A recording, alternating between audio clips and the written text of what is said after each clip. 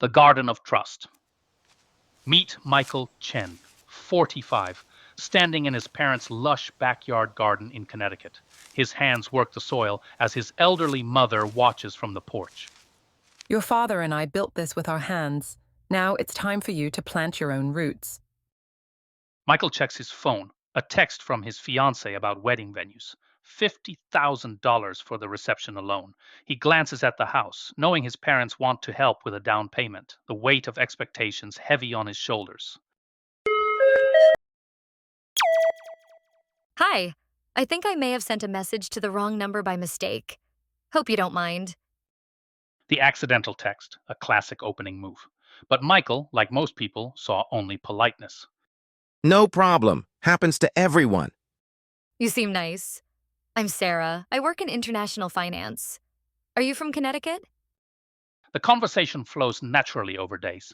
Sarah shares photos. A woman in her 30s, professional attire, coffee shops, sunset selfies. She mentions being divorced, struggling with loneliness, working too much. The mirror persona. She reflects his situation back to him. The stress of wedding planning, family pressure, career challenges. It's uncanny how much they have in common. Michael and Sarah's text relationship deepens over weeks. Michael at work, smiling at his phone, late night conversations about dreams and fears. Sarah offering emotional support about wedding stress. Michael sharing photos of the garden, his parents. I wish I could meet you in person, but work keeps sending me to Singapore. Maybe when this big project is done? Always traveling, always busy. The in person meeting that never quite happens. One evening, Sarah mentions her success in cryptocurrency trading. I've been doing really well with this new platform. Made $15,000 last month alone. My mentor taught me some insider strategies. Wow, that's incredible. I've been looking for investment opportunities for the wedding. The investment pivot. After weeks of building trust, the real purpose emerges, but to Michael, it feels like a friend sharing good fortune. Sarah introduces Michael to her mentor, David, supposedly a successful trader who runs a private investment group. Sarah tells me you're getting married. Congratulations. I help serious investors access institutional-grade cryptocurrency opportunities. Minimum investment is $5,000. The fake credentials. David's LinkedIn profile shows years of Wall Street experience. His office looks legitimate, but it's all fabricated. David demonstrates the trading platform, Crypto Elite Pro, showing real-time profits, professional charts, client testimonials. See how Michael Thompson made $50,000 in 6 weeks? This platform uses AI to predict market movements. Sarah's account is up 340% this year.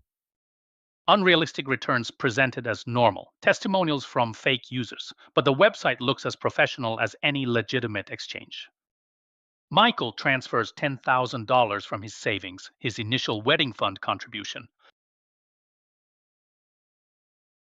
2 weeks later, Michael checks his account balance, $18,500. I can't believe it. We're going to be able to afford the venue we wanted. I told you, David's strategies are amazing. But he says there's a special opportunity next week. If you can invest $25,000, you could double it before the wedding. The early returns hook. Small initial profits build trust and encourage larger investments. Classic manipulation.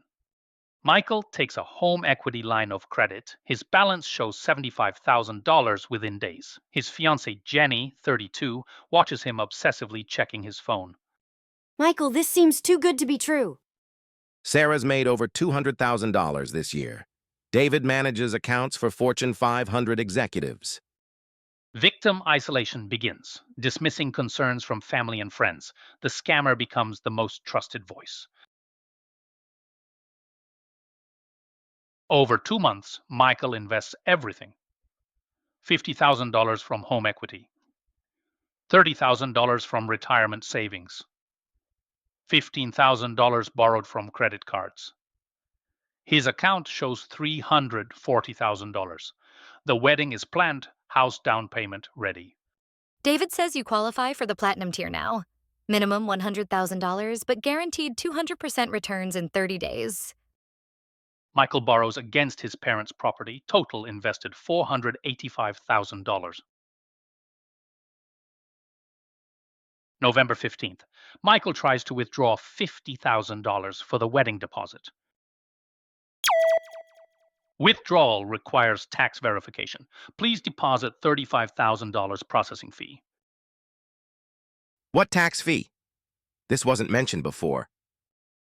New regulations, just temporary. You'll get it all back plus your withdrawal. The final trap. Withdrawal barriers disguised as legitimate requirements. Victims pay fees to access money that was never really there. Michael can't raise another $35,000. He calls the platform customer service. Disconnected. Sarah's number goes to voicemail. David's LinkedIn profile disappears. Mr. Chen, you're a victim of what we call pig butchering. The platform was fake. The profits were numbers on a screen. I'm sorry, but the money is gone. Michael sits in his parents' garden, now withered with autumn. His mother places a hand on his shoulder. The 144 cryptocurrency accounts that laundered Michael's money were operated from a scam compound in Southeast Asia. Workers, often trafficking victims themselves, posed as Sarah, David, and dozens of other personas. Michael was one of over 400 victims who lost a combined $225 million. His story helped authorities seize those funds, the largest cryptocurrency seizure in Secret Service history. Hi, I think I may have sent a message to the wrong number by mistake. He deletes it immediately. Cryptocurrency investment fraud cost Americans $5.8 billion in 2024. If someone you've never met offers investment advice, it's a scam. Report suspected fraud to ic3.gov. Trust is what makes us human, but in the digital age, it's also what makes us vulnerable. The garden of trust, once poisoned, takes years to grow again. This story is not done. Let me know if you want to hear more of it in the comments. Check out our playlist for more frauds and scams. And remember, in the age of digital crime, staying informed isn't just smart, it's survival. Thanks for watching. Stay sharp, stay safe, and I'll see you in the next one.